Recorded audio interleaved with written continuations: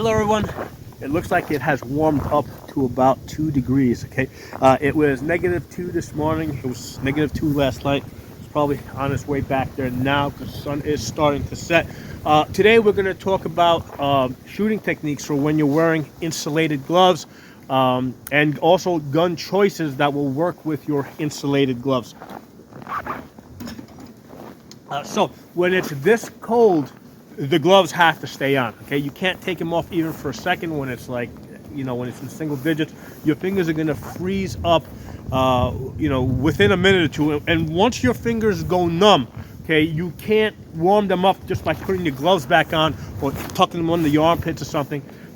If your fingers start to numb up, you have to get to a heat source in order to warm your fingers up, right? So that's either going indoors or getting to a car that has a running heater. You cannot warm your fingers back up. You are at risk of frostbite, okay? Now, if it's a self-defense situation where I know I'm going to have access to a heat source, yeah, sure, I'll take off my gloves just because I'll be able to feel things better. Okay, so I know I'll be able to heat them up after that. But in a situation where I'm out, let's say in the wilderness, right? I'm out in the woods where I know that I'm not going to have access to a heat source, the gloves have to stay on. The draw technique that I have developed, okay, is I'm going to draw the pistol out, okay? I'm going to bring it here into a low ready position. I'm going to basically get my hands in this position so I can look at the gun and put my finger in the trigger guard, right?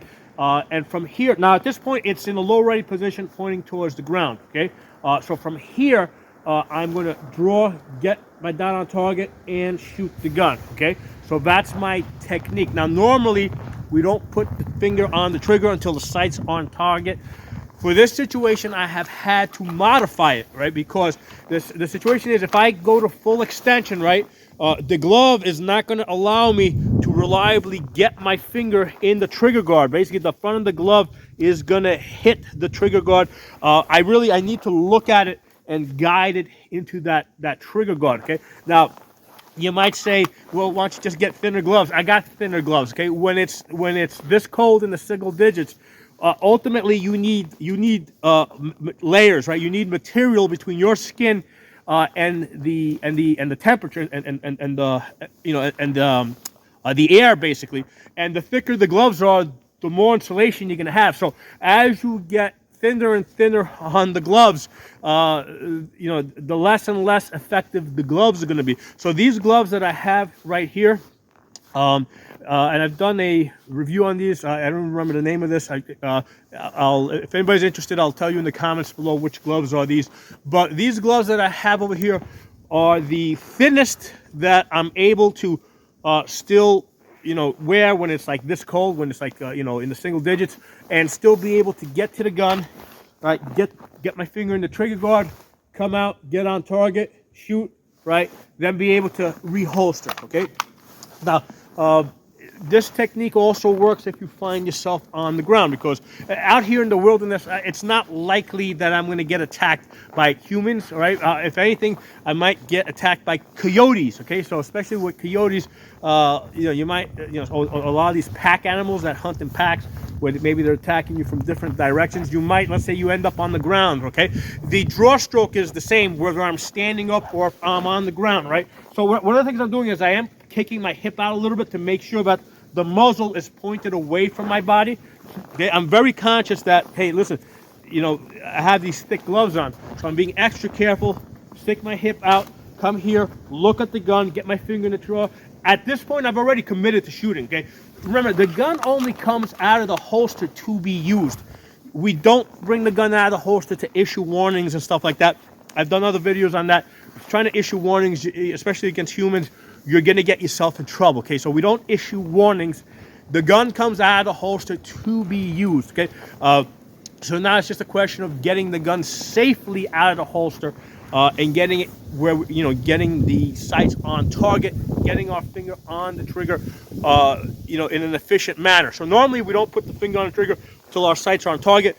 Because of the gloves, the safer course of action here is to hold the gun in a position where I can look at it and put my finger in the trigger. Okay, so I go to my holster. I've already committed to shooting. I come over here, look at the gun, get the finger in the trigger guard, look up to find my target, right? Because I've lost contact, right? You know, maybe I got wolves on this side now, wherever. Come over here, gun still pointing in that low ready position, because as I'm, you know, because especially if I got wolves circling me, I may need to look around to see which is the closest one to me, right? It's this one here. Gun's in a low ready position. He's moving in. Boom, boom, boom. Bring the gun in. I keep in that gun, finger on the trigger, but in that low ready position, okay? Hopefully after I shot the first one, the other ones are gonna go away. This technique also works if you're laying on your side on the ground. Okay, so let's do this on the ground. Okay, so from this position here, right, same technique, right. I'm opening up my legs, so the gun's not pointed into my legs, right. It could be this way or that way. I prefer this way, like this. So I'm going to come out, come over here. Don't point the gun into the legs. Get it over here. Go to that full extension. Boom, boom, boom. Bring the gun in. Do the way it get in the holster. If you're trying to reholster and you see that you're sticking, okay, don't try to jam it in there, right? Because we're typically in a rush to come out of the holster. We're not in a rush to go into the holster, okay? So take your time with reholstering. Let's do a live fire exercise.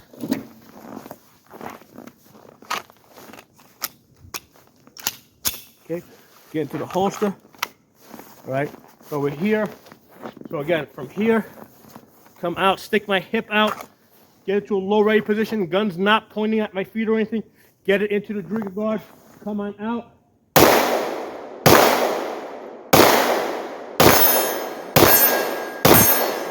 So I had to adjust my aim a little bit.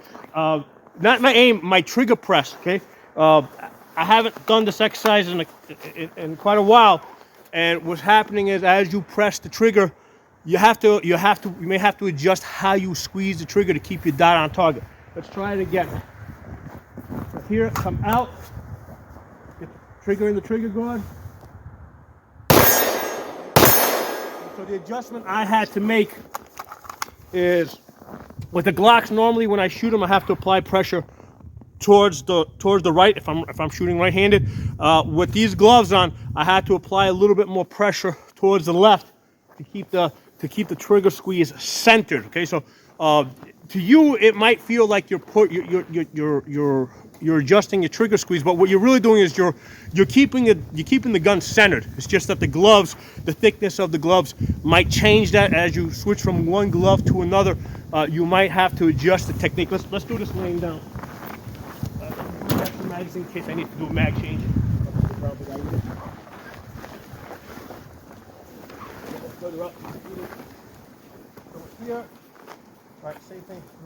Come over here, foot out. Get my finger in the trigger guard.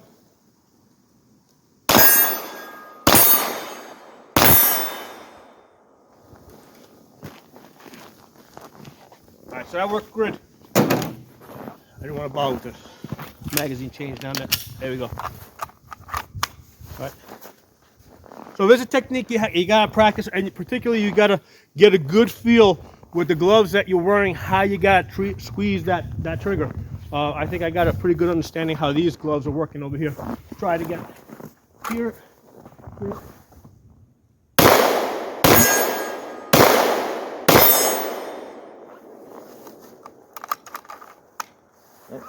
So again, sticking it out as I'm reholstering, because I don't have the same feel that I would normally have. Okay, let's talk about different gun choices.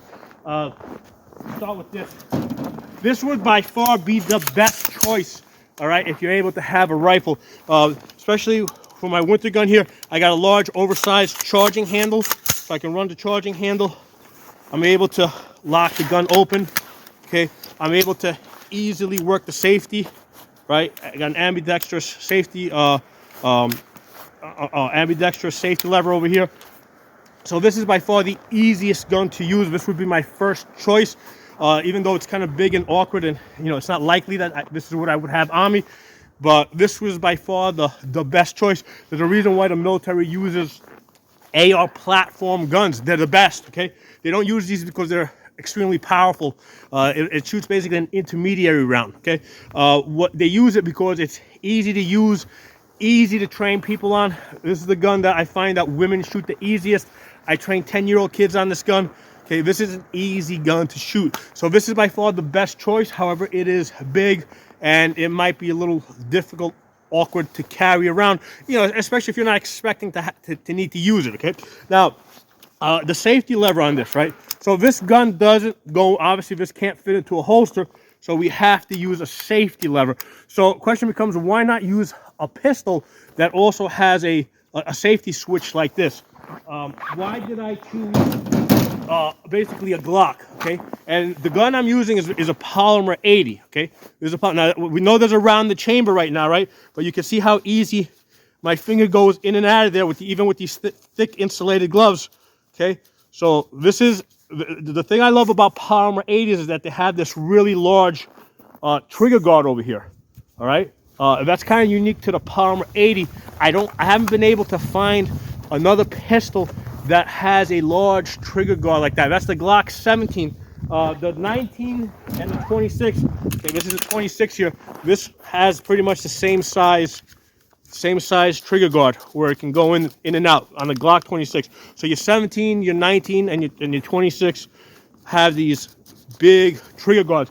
The 43 trigger guard's a lot smaller. So see how it sticks in there? So even though like when it's warmer, I prefer carrying a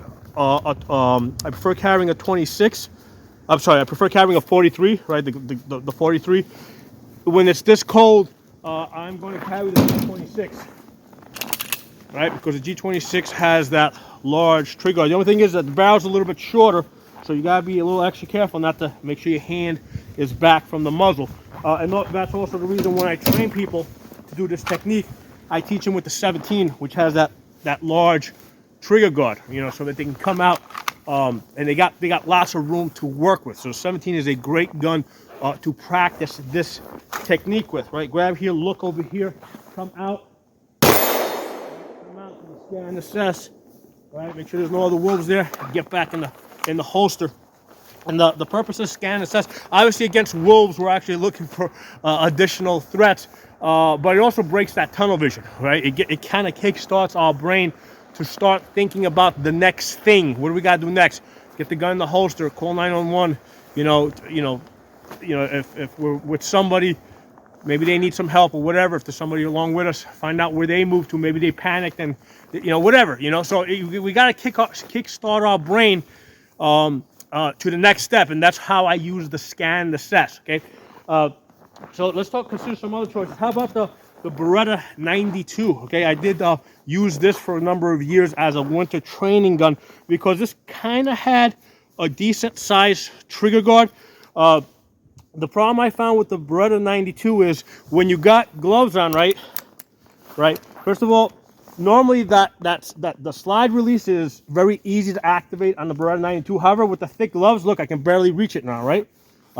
So the best way to reliably get this gun back into battery is to run the slide, okay? That's the best way to get this gun into battery. But what I found is with the Beretta 92, a lot of times when you run the slide, you accidentally engage the safety on it, okay? And then all of a sudden you got a dead trigger, all right? So that's one of the problems I found with the Beretta 92. Also, a lot of times when I was training people, I found that in many cases they forgot to put the safety on and they tried to holster the gun you know, with the hammer cocked back like that. And the Beretta 92 is not the gun that you want to be doing that with. That's not how this gun was designed to use. So, you know, especially when I started overloading people with lots of different stressful things, a lot of times they forgot to put the safety on, or when they ran the gun, they accidentally left the safety on or engaged the safety. So this created all sorts of training issues, and that's why I got away from using the Beretta 92. But this was the best choice prior to using the polymer 80s. Now, how about the Glock? So this is a standard standard factory Glock. On the standard Glock, there's a 40 cal. The trigger guard is a little bit smaller. You could still get your finger in there, but especially as you come back, if you notice, the frame gets a little wider over here in this area here. So as you squeeze the trigger back, your finger kind of gets squeezed on the sides. It was kind of workable, but I just found that the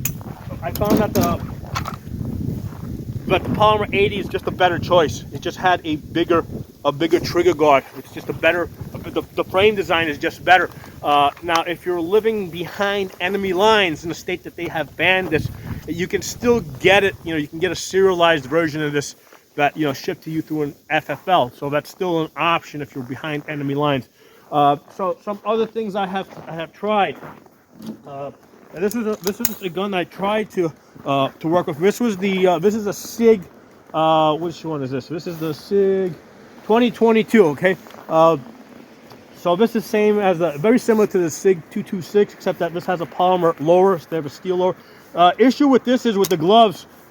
Sometimes these buttons over here on the side, they're hard to activate. So a lot of times, what I found, especially if it was like a little wet outside, I was having a hard time activating that safety.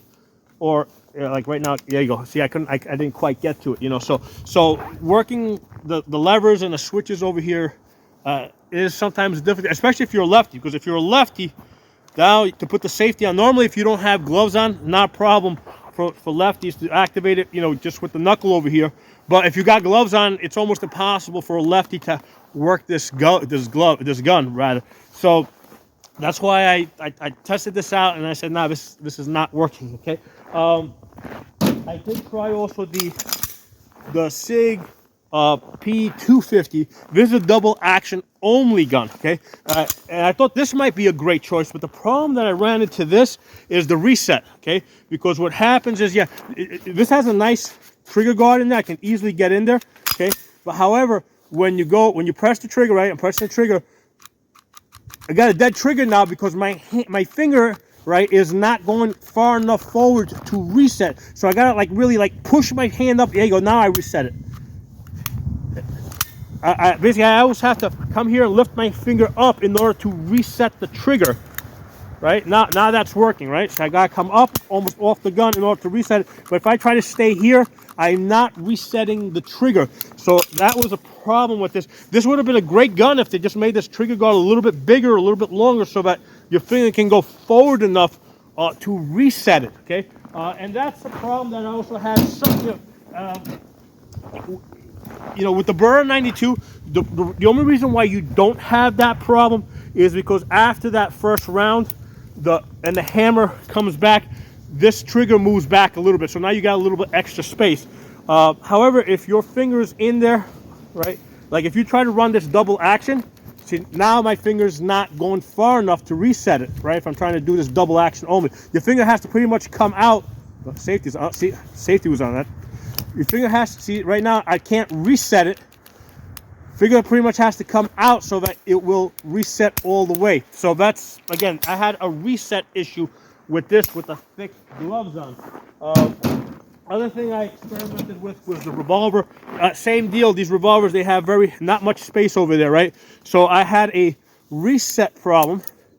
See right now, yeah, because if your finger doesn't go forward far enough to catch the gear, it's not going to work. So again, I also had a reset problem with these revolvers, and I tried different size one. This one's a 44 Magnum. You would think I would have maybe a little bit extra space, but that wasn't the case at all.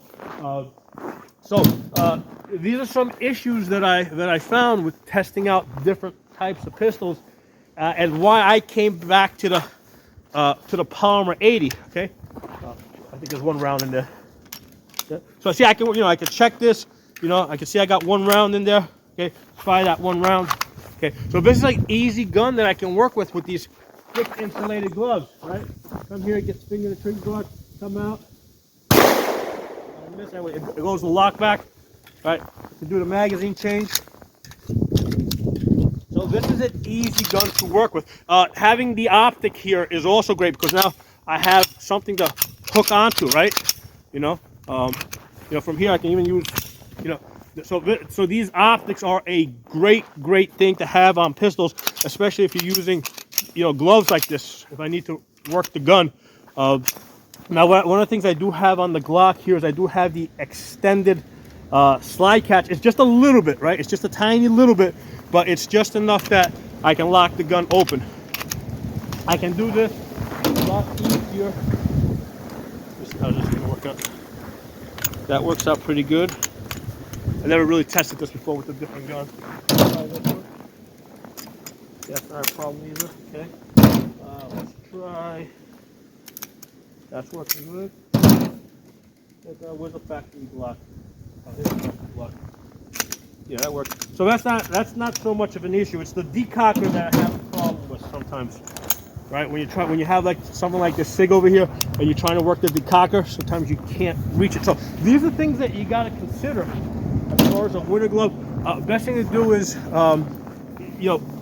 put the glove, take the gloves with you, go to the gun store, bring the holster with you. Hopefully maybe in the gun store they'll allow you to practice drawing right in the safe direction with an empty gun, so that you can see how it's going to work with the thick gloves.